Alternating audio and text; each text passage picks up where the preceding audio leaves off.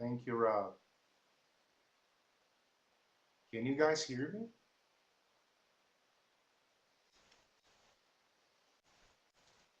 Yeah? Because I bought a new headset for this. I bought a headset for this talk just to realize that it's not iMac compatible, so waste of money. But I think the mic is okay. The original one is okay. So thanks for being here. I have no opening screen because I ran out of screens. So by looking at the first one, you can tell right off the bat that this is a session on writing. There are two pieces of writing there written by the same student, first draft, second draft. And writing is a very unsexy topic, ELT topic, isn't it? When you go to a conference these days, you'll be hard pressed to find a significant number of uh, good, meaty sessions on writing. It's very unsexy, very uncool.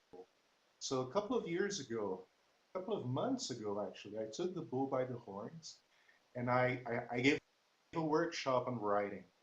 And what you're about to hear is 1/10 of that workshop. And it was a very small scale effort. Very few people attended it. So I hope we can reach more people now. A lot of what we do in terms of writing these days is based on this book, Process Writing by Ron White. And it came out in the early 90s, and it was my Bible for a long time, my writing Bible for a long time. And what we do now is, in terms of writing, is loosely based on Ron White's process writing. And I say loosely because what we do now is a watered down version of process writing, meaning that we do a fair amount of pre-writing, we do brainstorming. So we do a fair amount of pre-writing, we do brainstorming, generating ideas, we do a lot of model analysis, we do a fair amount of work on linking words and paragraphing and topic sentences and so on. But I don't know if you agree with me, but I get the sense that very little of what we do in terms of pre-writing crosses over into the actual writing, into their production. Um, as a profession, I don't think we do a very good job of giving feedback. I think we can give better feedback, and this is the aim of this 10-minute session. Okay, so here on this screen, there is an A1 task in the modes of describe your family, right?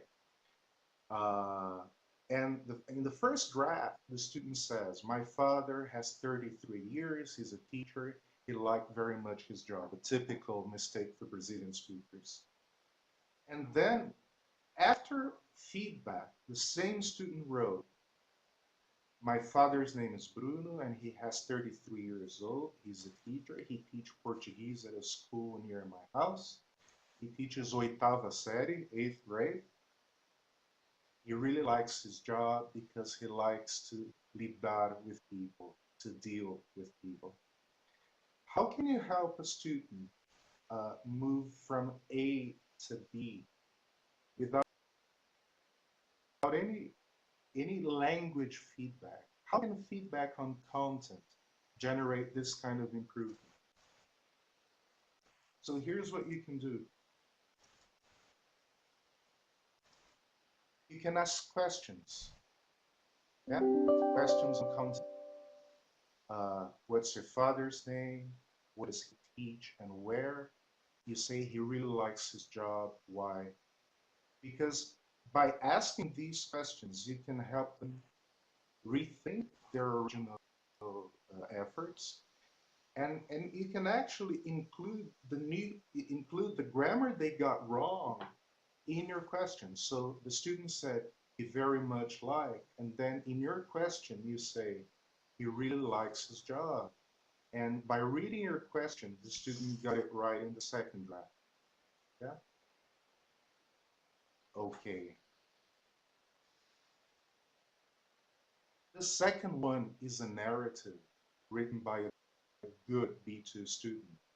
And he said, tension filled the room. Everybody was scared.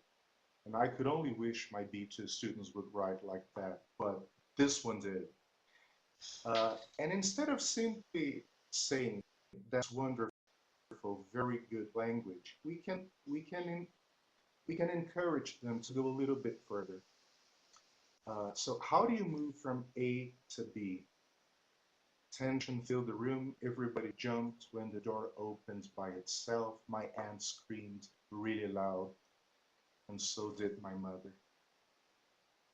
Because simply asking them, be more specific, give more details, doesn't cut it, right?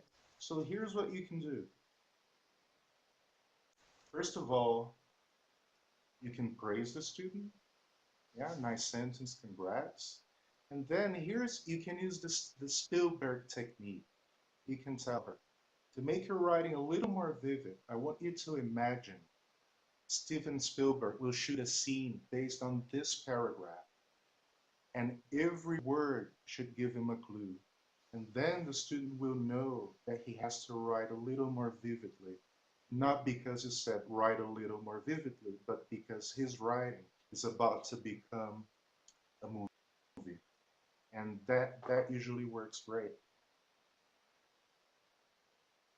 Second one, this is an essay, a B2 essay.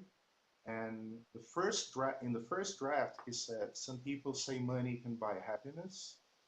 Maybe, but it doesn't always last long. I strongly believe, blah, blah, blah.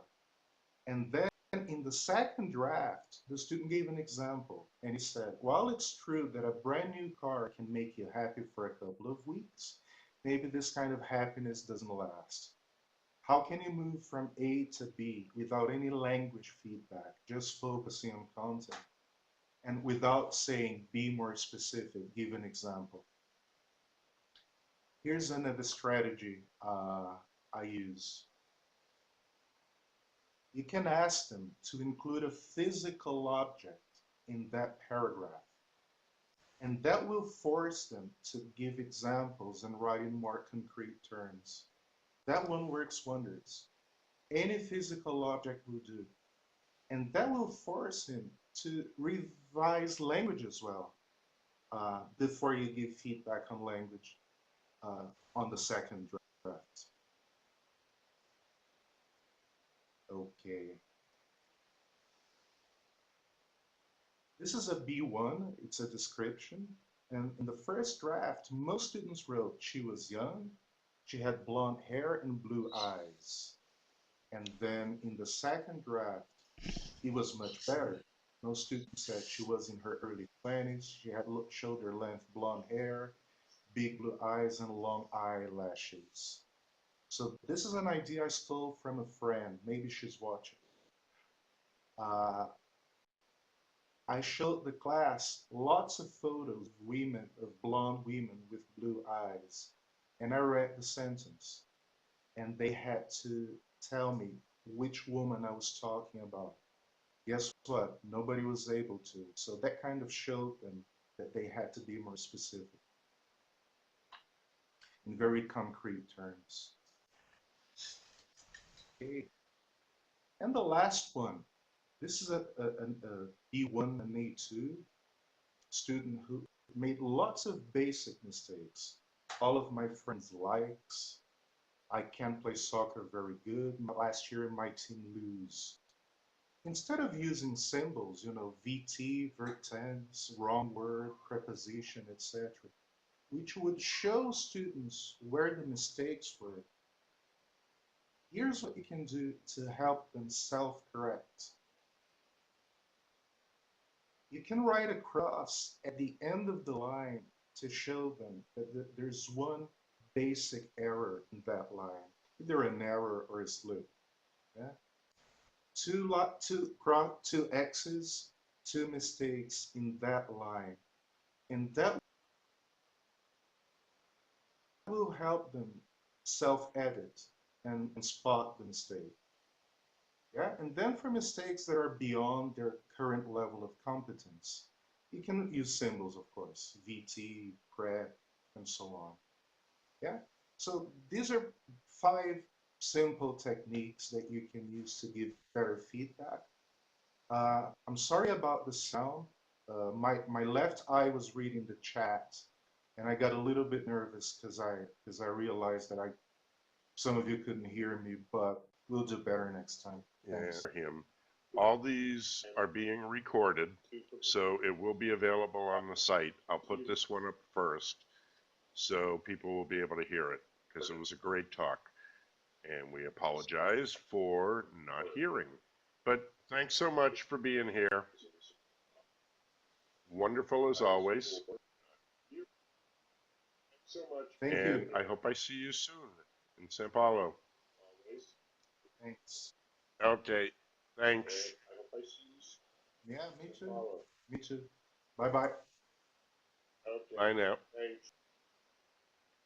Okay, let's take a second. Most of us heard everything fine. I don't know why you may be having problems. I'm going to pause the recording for a second.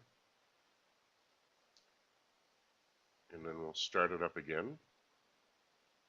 And again, yeah, remember, everything will be available on the EFLtalks.com site. Give me about a week and a half to get everything edited and put up. So you'll be able to hear everything and see it again. Okay, so we have the recording going. All right. It's people connected with tablets or phone. Must be it. Maybe bandwidth. I don't know. So let's see.